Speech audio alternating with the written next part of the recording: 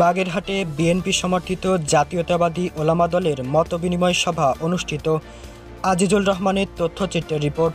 বাংলাদেশ জাতীয়তাবাদী ওলামা দল বিএনপি এর উদ্যোগে বাগেরহাট সদর উপজেলার বিষ্ণুপুর ইউনিয়নের বাদখালী বাজারে এক বিশাল মতবিনিময় সভা অনুষ্ঠিত হয়েছে।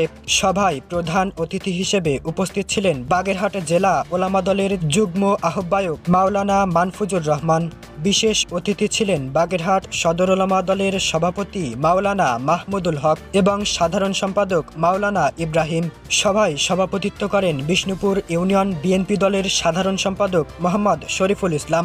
সভায় বক্তারা বিএনপির ভারপ্রাপ্ত চেয়ারম্যান তারেক রহমান কর্তৃক ঘোষিত রাষ্ট্রকাঠামো মেরামতের ৩১ দফা তুলে ধরেন এবং জনগণের ঐক্যবদ্ধ অংশগ্রহণের মাধ্যমে গণতন্ত্র পুনরুদ্ধারের আহ্বান জানান।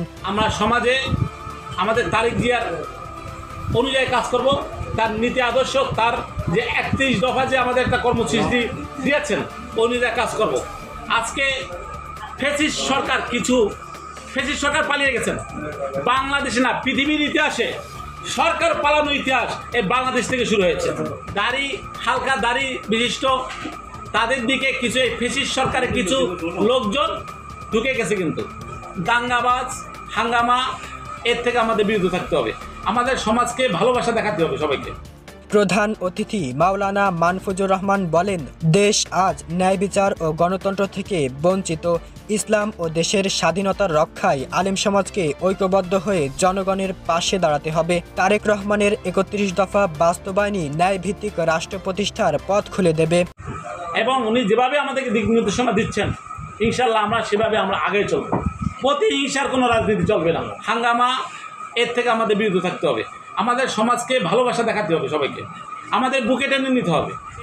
বিএনপি আপনারা জানেন বিগত বছরে যে সুন্দরগুলো কাজ করে গেছে, কিন্তু ফ্যাসিস্ট সরকারের আমলে শুধু দুর্নীতি আর দুর্নীতি হয়েছে, টাকা বিদেশে পাচার হয়েছে।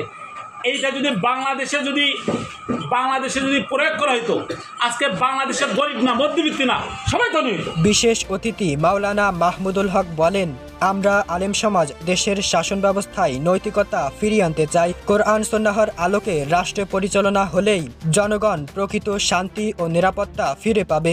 এজন্য ধানের শীষে ভোট দিয়ে দেশকে মুক্ত করতে হবে। যারা সাহাবায়ে কেরামের সমালোচনা করে, যারা রসুলের ভুল ধরে, তারা কখনো ইসলামী দল হতে পারে না, অন্য কিছু হতে পারে। বিএনপির যে অবস্থা, বিএনপি চাঁদাবাজ, সন্ত্রাসী।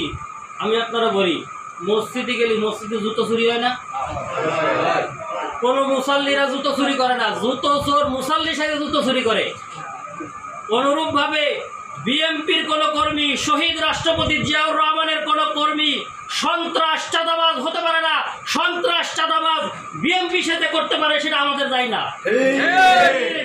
বিএনপির ভিতরে কোনো চাঁদাবাজ নাই, সন্ত্রাস নাই।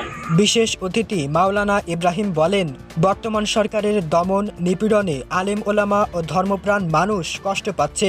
ইসলাম ও গণতন্ত্র রক্ষায় আন্দোলনে সবাইকে ঐক্যবদ্ধ থাকতে হবে। সময় এসেছে সত্যের পথে কণ্ঠ তোলার। আমাদেরকে ঐক্যবদ্ধ থাকে সকলকে, বিএনপিকে আগামী নির্বাচনে জয়যুক্ত করে যাতে দেশ এবং সমাজ গঠনে সুন্দরভাবে আমরা।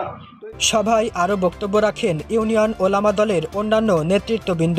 বক্তারা কোরআন হাদিসের আলোকে ইসলামী সমাজ ব্যবস্থা প্রতিষ্ঠার প্রয়োজনীয়তা তুলে ধরেন। দেশের চলমান সংকট থেকে উত্তরণের একমাত্র পথ হল গণতন্ত্র, ন্যায় বিচার ও জনগণের ভোটাধিকার ফিরিয়ে আনা। সভায় স্থানীয় অসংখ্য নেতাকর্মী, ধর্মপ্রাণ মুসল্লি ও সাধারণ জনগণ উপস্থিত ছিলেন। মোহাম্মদ মফিদুল ইসলাম, দৈনিক সংবাদ, বাগেরহাট।